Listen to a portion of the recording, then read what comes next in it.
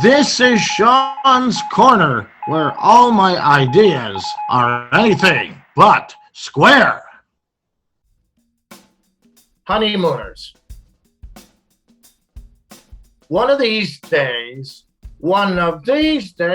pow! Right in the kisser. I'll send you to the moon, Alice. Oh, you're a riot, Alice. You're a regular riot. Hardy har har. You're a blabbermouth. Norton, you are a mellow case.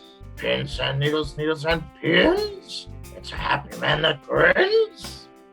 In this segment, I will be talking about my favorite funny show, The Honeymooners. I like it because Ralph Cramden always blows his stuff. He's always yelling at his wife and other characters, but they don't react to him at all. He's always getting mad at his wife, Alice Cramden, and using words of displeasure. One of these days, pow, right in the kisser. Ralph's wife always sets him off, doing things he doesn't like. For example, she may not have dinner ready on time. Ralph may not like what she is serving, or there can be a miscommunication that gets Ralph upset. Ralph has a bombastic, bossy, and unkind personality. His temper tantrums are very over the top, which makes the scenes even funnier. It's unbelievable. I remember watching The Honeymooners every Saturday night from 9 to 10 on Pix 11 out of New York. My father and I found the show funny. We got a load of laughs out of it. The Jackie Gleason variety show was broadcasted in front of a live theater audience. When he created the Honeymooners characters, the characters were a hit. Jackie scrapped his variety show and began taping the Honeymooners episodes. The Honeymooners started in 1955 and ran until 1956. It's surprising that it only lasted a year. The show was sponsored by Buick, who had just dropped their sponsorship with Milton Berle and his show, The Buick Berle Show. When the Honeymooners show aired, it was given an $11 million contract, which is a lot of money. The show had competition from the Perry Como show. It was number 2 in ratings initially, and it dropped to number 19. There were 39 episodes of The Honeymooners made before it was canceled. My favorite moment was when Ralph found out his apartment rent was jacked up. His doctor gave him some advice when he's upset to say, pins and needles, needles and pins, it's a happy man that grins. Then he counts until 4, and he should be calmed down again. It didn't work this time. You're not gonna get a dime, he screamed at Mr. Johnson, the landlord. Ralph thought the technique would work, but his anger still got the best of him. My second favorite scene is when Ralph and Ed are playing pool, and a little guy comes and says, you can't play at that table. Me and my friend Harvey are playing at that table. Ralph doesn't take too kindly to the demand and says, beat it. Norton is a regular squeal pigeon. Oh! And he says, my friend Ralph is going to make you into bookends and twist you into a pretzel. Harvey turns out to be as big as a blasted house and wants to fight Ralph. Ralph was scared and terrified. Don't worry, Ralph comes out on top. The Honeymooners was very popular for its time and is still played as reruns. You couldn't make it today because it wouldn't be politically correct. The show touches on subjects like violence and threatening others, which isn't popular on today's media.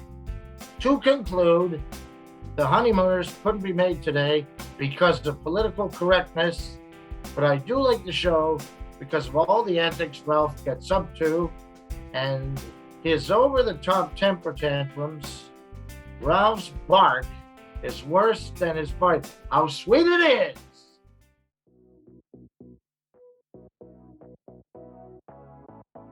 In this segment, I am going to talk about my sister Brenda's replacement car, the 2017 Elantra. Recently, my sister went online and ordered an Elantra car from a car dealership online. The red Ford Focus got to the end of its road. The Elantra is made by Hyundai, which are built in South Korea. The company was formed in 1967, and they currently have 16 models of vehicles in their lineup. What I like about the Elantra, it has a massive display window with the radio. It looks like the screen of a computer. I offered to lock in a few radio stations for her, and it was easy as pie. The radio can have up to 30 stations locked in. Holy cow, that's a lot of presets. My favorite radio station, Niagara's Classic Rock 91.7, Joint FM, booms in like gangbusters. My first ride in the Elantra was as smooth as silk. It has good shocks compared to the red Ford Focus, which is bumpy and uncomfortable to drive in. I think the Elantra looks sleek and stylish. I think it's a good-sized car, and it has lots of legroom. I couldn't get over how much room there is. It is a blue color as blue as the sky. The Elantra is what I call a speedy car. It has 147 horsepower. Holy cow, that's a lot of power. The miles per gallon on the Elantra is stupendous. Brenda says it gets great mileage, and she is very happy with it. In closing, the Hyundai is the best car my sister ever bought. It has a massive display window with lots of presets and a crystal clear and thunderous sound system. It is a very comfortable car to ride in because of the room and the size of the car. It's a well-made car that has a score of 4 out of 5 stars. I have enjoyed all of the rides that I have had in my sister Brenda's car, and I know that it will last for a long time.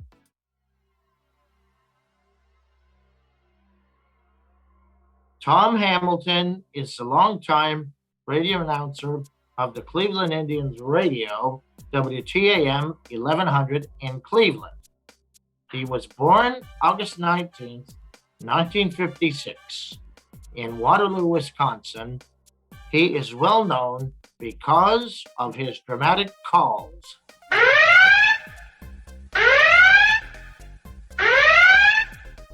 Swung on. That ball is hit high and deep. Way back.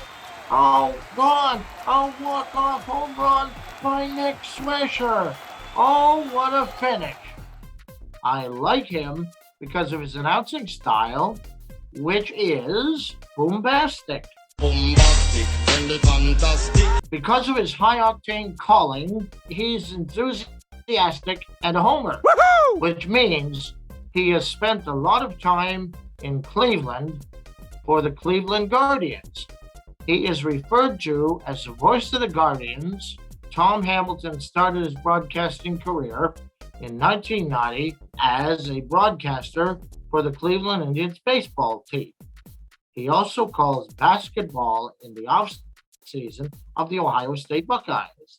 He has spent 3 years in the booth doing baseball games for the New York Yankees affiliate, the Columbus Clippers. Tom's career is 32 years old.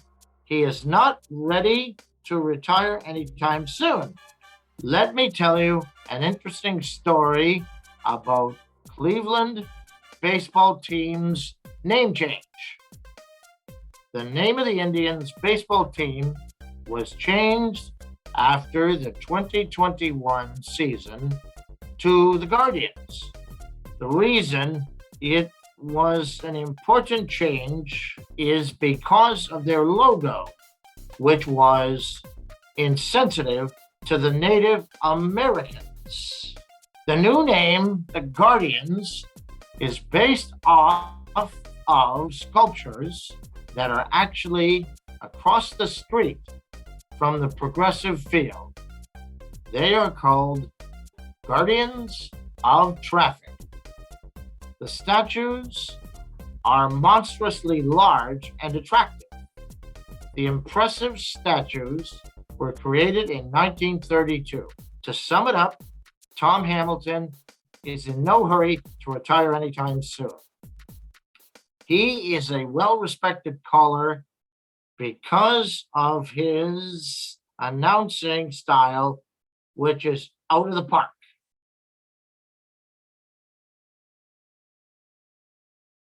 I am Sean Hogan. I'd like to introduce you to my podcast, Sean's Corner, where I discuss a range of topics that interest me. Some of my favorite topics are rock bands, hockey clubs, baseball teams, radio stations, and movies. I am working on a new segment I like to call Q&A, questions and answers, where I take questions from the audience and answer them. For this episode, I'm going to be taking questions about music. The answers will appear on the next episode of Sean's Corner. You can email melodymindscreative@gmail.com with your inquiry. Sean Stumper, what was the title of Def Leppard's first album? Let me know in the comments how you did.